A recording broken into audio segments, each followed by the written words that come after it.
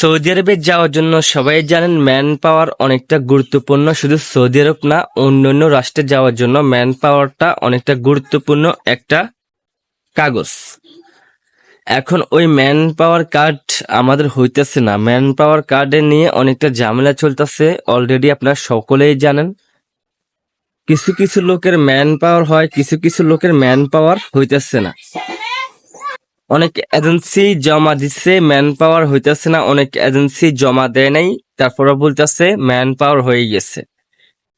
আমাকে অনেকে প্রশ্ন করছে, ভাই আমার এজেন্সি বলতেছে আমার ম্যান পাওয়ার হয়ে গেছে, কিন্তু আমি অনলাইনে চেক করলে আমার ম্যান পাওয়ার কার্ড আইতেছে না, ম্যান পাওয়ার কার্ড দেখাইতেছে না।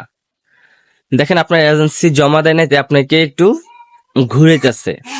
ম্যান পাওয়ার এখনো পর্যন্ত পুরোপুরি ক্লিয়ার হয় নাই। ম্যান পাওয়ার নিয়ে অনেকটা ঝামেলা চলতেছে। আমি জানি না বাংলাদেশ সরকার কেন ম্যান পাওয়ার নিয়ে এরকম ঝামেলা করতেছে। এখন শুধু ম্যান পাওয়ার হাতে পাইলে আমাদের ফ্লাইট হয়ে যাবে, আমাদের টিকিট হয়ে যাবে।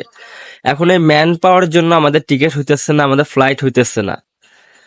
ঝামেলাটা আমাদের পুরো বাংলাদেশের মধ্যে চলতেছে বর্তমানে।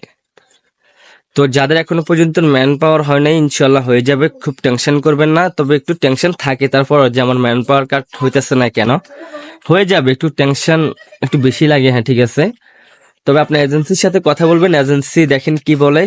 আর অবশ্যই অনলাইনে চেক করবেন প্রতিনিয়ত। অফলাইনে এখন আর ম্যান পাওয়ার জমা দেয় না, বাট সবকিছু অনলাইনে হয়। অনলাইনে চেক করবেন প্রতিনিয়ত, দেখেন আপনার ম্যান পাওয়ার কার্ড হইতেছে কিনা। তো অবশ্যই বুঝতে পারছেন, এই ছিল ম্যান পাওয়ারের সর্বশেষ আপডেট আজকের। ধন্যবাদ।